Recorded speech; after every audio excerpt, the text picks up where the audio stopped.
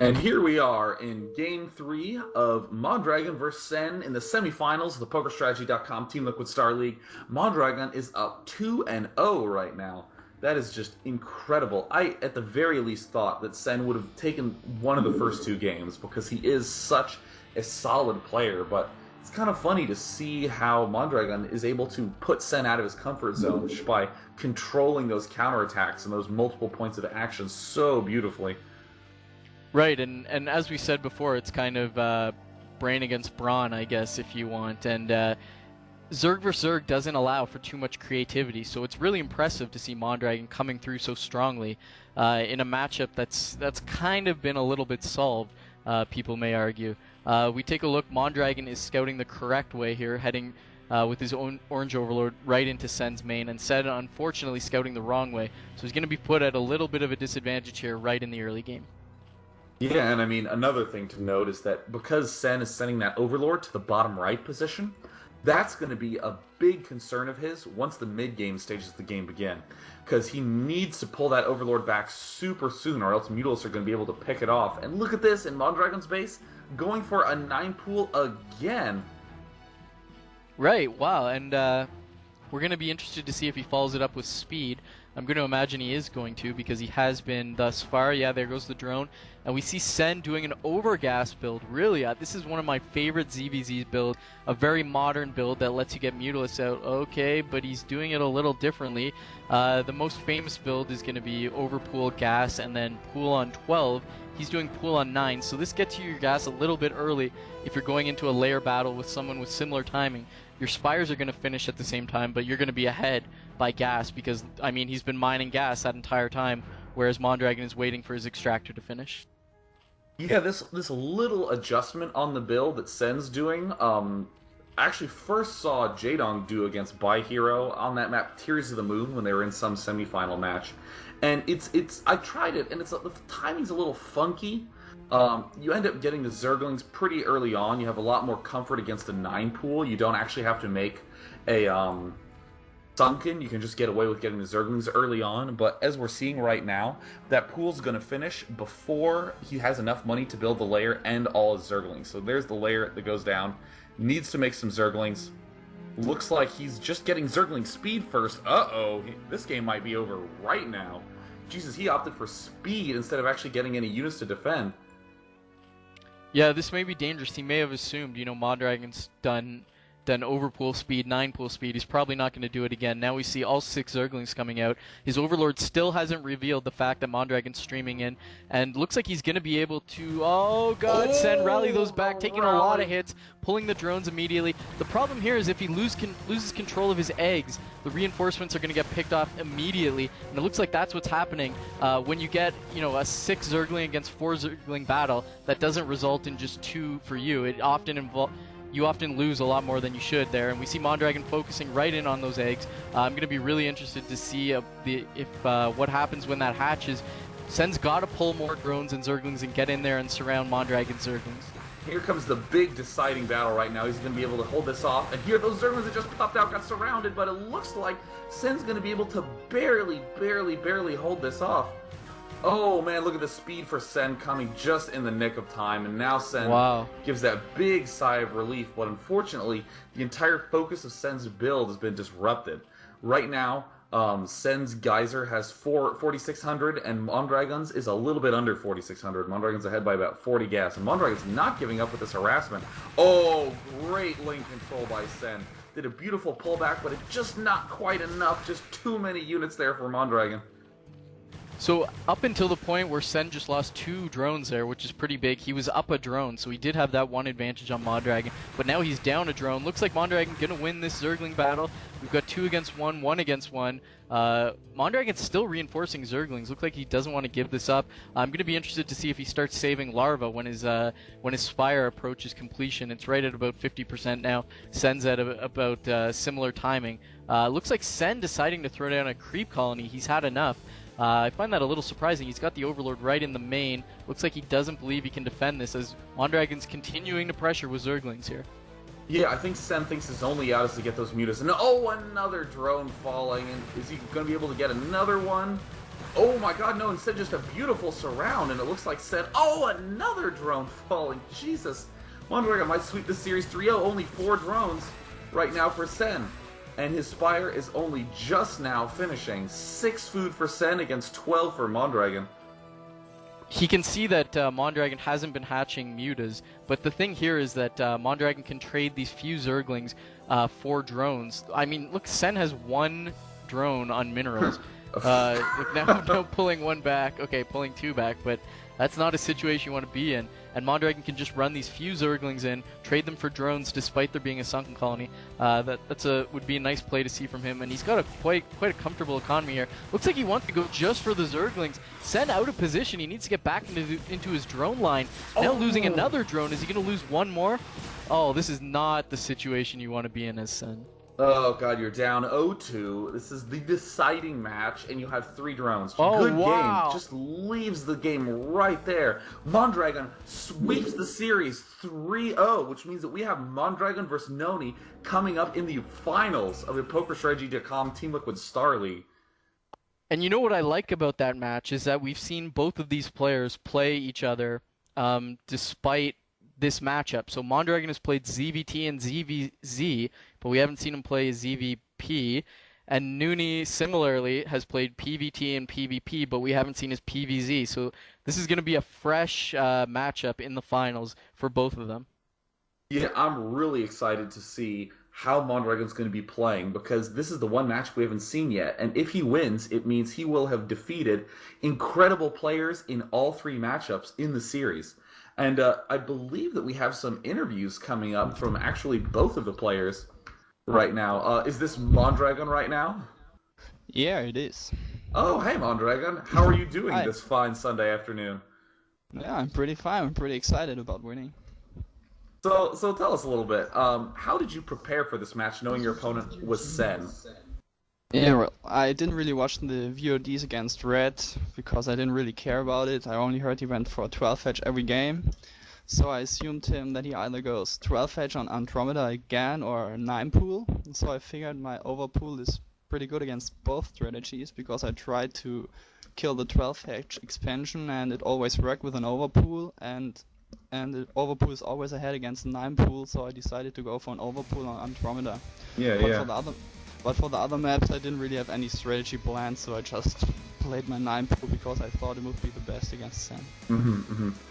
Now, in terms of the matchups, we were talking a little bit about what you've been practicing. You've had 2 big Zerg vs. Terrans first. Did you feel concerned at all that you have like a Zerg vs. Zerg now and then a Zerg vs. Protoss in the finals? Well, I wasn't really happy about having a Zerg against Zerg because I thought my Zerg against Terran was my best matchup at the moment. But since I'm pretty fine with Lynx and Mutas lately, so I didn't worry too much about CVC, but I do worry about my CVP against Noni actually. Oh, and we'll be coming to that in just a minute, because we actually have Noni in the channel as well, so we'll have a nice little happy discussion coming up.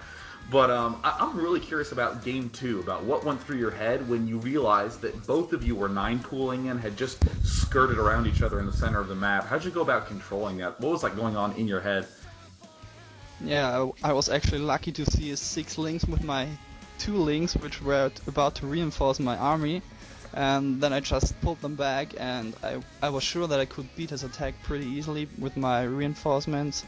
And then I just wanted to harass his main better than he harasses mine, and well, it actually worked out because he was a little bit not paying attention to his Lynx, so I was pretty lucky there. Yeah. And also tell us, in that Game 3 on Outsider, when did you know that you had won? Do you ever get like nervous or shaky when you're realizing that you're about to get $4,000 and get into the final for a chance to win $10,000? Actually, I was more nervous before the first game and not in the third game. But yeah, I saw that he went for a quick lair instead of making any Lynx early, and I think that was too risky. He didn't even know what strategy I was playing, and he went for a quick lair with very late Lynx, and as I saw it, I knew it was my time actually, because I knew my Lynx would arrive in time. I just had to rest decently to win the game, and it worked out pretty nice. Awesome. And now, I mean, I have to ask you this. You don't have to be you don't have to answer this. It's totally okay. But, you know, Noni's in the channel right now. What are you going to do to prepare against your big final match against Noni coming up?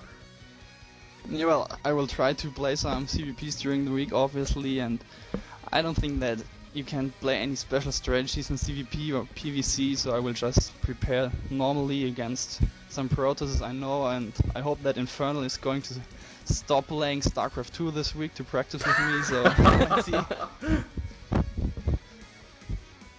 And Noni, so we have Noni in the channel. Say hello to everyone, Noni.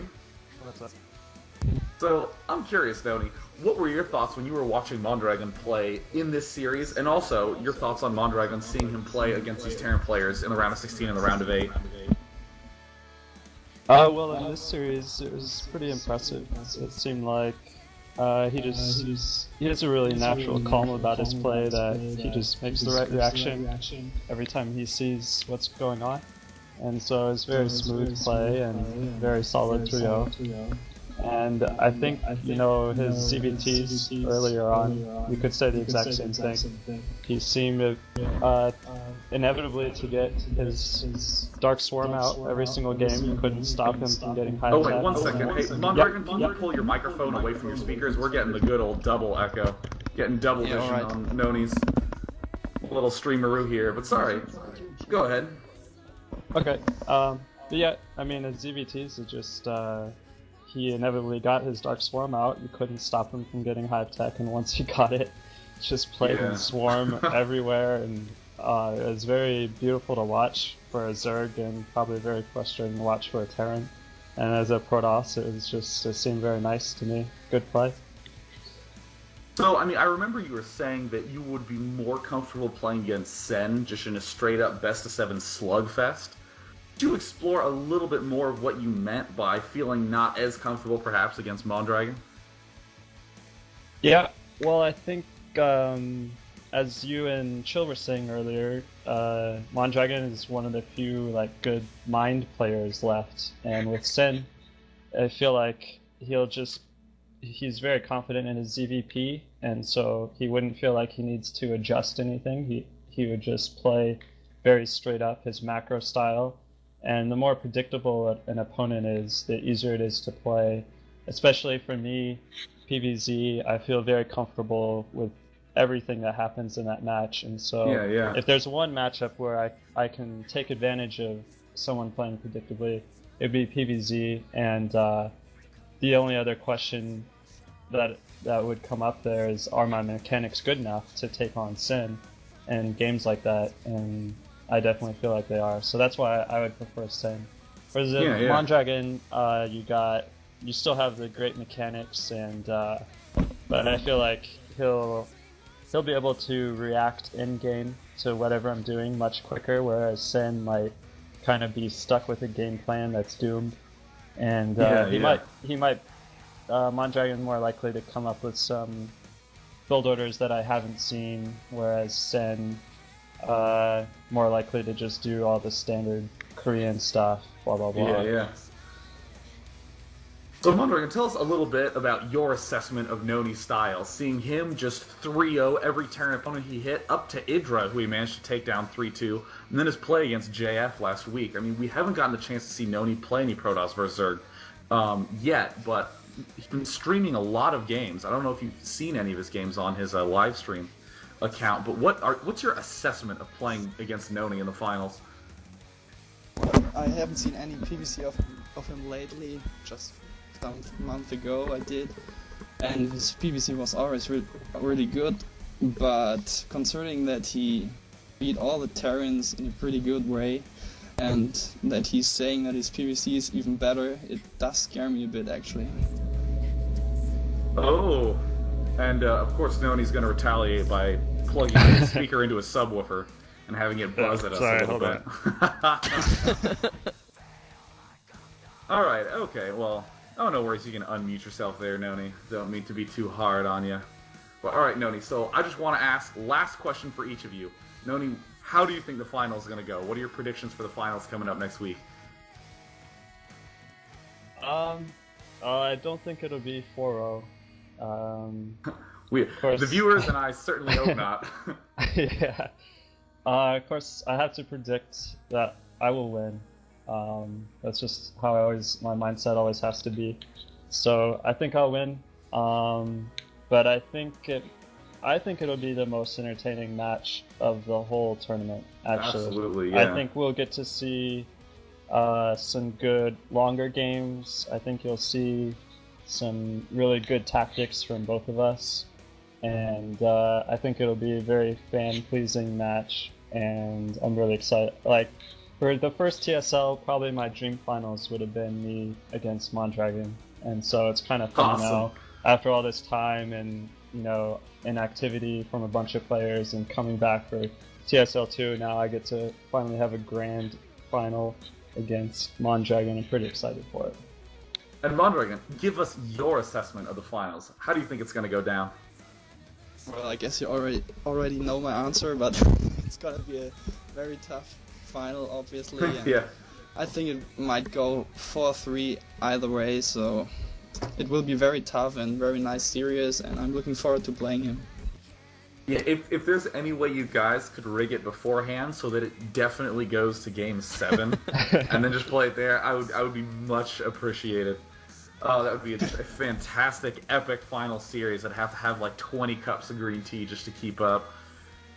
But with that is going to wrap up the Day 2 semifinals of the PokerStrategy.com Team Liquid Star League Round of 4. We got Mondragon, the genius Zerg from Germany, and we got Noni, the mechanical mastermind from the United States, coming up in the finals. And next week we'll also have the third, fourth place match of JF against Sen. Have anything else to add to that, Captain Chill? No, I don't. I'm looking forward to those matches next week so much. It's going to be ridiculous. So, just to recap, we have Sen against JF going down Saturday. You're going to see an announcement on who's going to be casting that, and that's going to be the difference between that is going to be 2,500 for third, grand for fourth, as well as seeding placement, as happened in the last TSL. And then on Sunday, we're going to have the finals, which is, you just heard it right here, Mondragon against Nooney, a beastly best-of-7 Protoss vs. Zerg, and that's going to be the difference between 10,000 and 5,000 US dollars. So, going to be ridiculous. I'm really looking forward to that. Yeah, so from everyone here on the casting crew, I am Sean Day9 Plot. I'm Chill. That's Chill, guys. Thanks so much for tuning in, and see you next week.